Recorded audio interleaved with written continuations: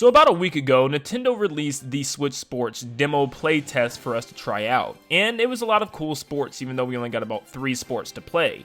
And with that said, it's very strange that Nintendo had this on lockdown. That's why I obviously can't show you any of my footage I have captured, because I captured a lot, and not to brag, but I came in first in everything I played, and I played like 20 different games. I'm sorry, I had to say it, but yes, I have footage, so as soon as Nintendo actually allows that, I'm sure after the next trailer for this game, I'll be able to show some stuff. But even though I'm technically about to share some information about this playtest, let's just keep it quiet. Hopefully Nintendo doesn't do anything about this. But I'm not going to show any gameplay to make sure for 100% like we don't get in trouble for that. So the thing is, there wasn't a lot to show within this playtest. Like, there wasn't anything crazy. I mean, it was just basic sports. There was nothing really hidden in the background or anything. It was just kind of the things that we've already seen. I think we actually seen more things within this actual, like, Nintendo Direct trailer than we actually did the playtest. So it's weird that they were kind of keeping everything closed behind doors. Now, there was one thing that some people were able to see, which is very interesting and could greatly expand what this game has to offer. Now, in between going in from game to game and loading up to new players, you would get some tips, and most of the time they were about the games themselves, you know, how to hit better, how to, you know, play better at whatever sport you were playing, you know. But this time, someone actually got a tip that may allude to something very interesting coming to the game. So one of the tips that many people have been receiving was this one. Tourist tip, Spacco Square amenities. After a full day of playing sports, you'll have easy access to shopping, restaurants, and work, no matter which area you are in. Now this was super interesting. This kind of gives a vibe that we will have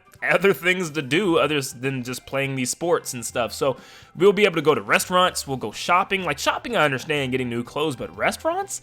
We'll be able to get food? Like, what's the point of getting food? Like, does it update the character? Does it do something else? Like, are we going to be able to make food like Cooking Mama? Like, what would be the point of that? But then there was also work, which is probably a way to make money and to get new outfits as well, which is interesting because it also stated that you could work no matter what area you are in, which makes me realize maybe we're actually doing work specific for each sport. Maybe like we have to clean the bowling alleys or something, or maybe we have to cut the grass on the soccer field or something like that. I mean, it sounds lame, but low-key, it sounds kind of interesting. It's a completely different take on this, and it could be very intriguing. Taking care of a golf course could be a lot more fun than it sounds. Trust me, there's a lot of things that go into that with the bunkers and the holes, and maybe you have to do things, you know, in a specific way to make them look really good, and I could see this being a really, really cool addition. Another tip that many people have been getting is this one. Tourist tip, limited time items. After playing a sport, you'll receive points towards limited availability items. Collect them to customize your character.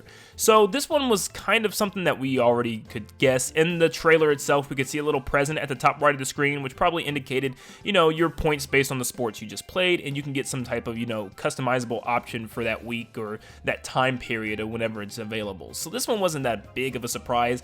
We're going to be getting rewards for playing games. You know, we're not just going to be playing games for no reason, but this is always a good way to keep people coming back by having rewards and special things given to the players in order, you know, for you to come play some sports again, because I'm sure after a while with Wii Sports and Wii Sports Resort, people probably like put it down because there's no reason to keep playing. You know, you had missions and stuff and challenges, but besides that, it kind of, you know, there was no point of keep playing the game. You know, there was no rewards, you didn't get a shop or, you know, anything to do after we played the sports. So this excites me a lot. This shows that Nintendo Switch Sports is evolving. It's more than just sports. It's going to allow us to do different things with our character and kind of embrace ourselves in this new world.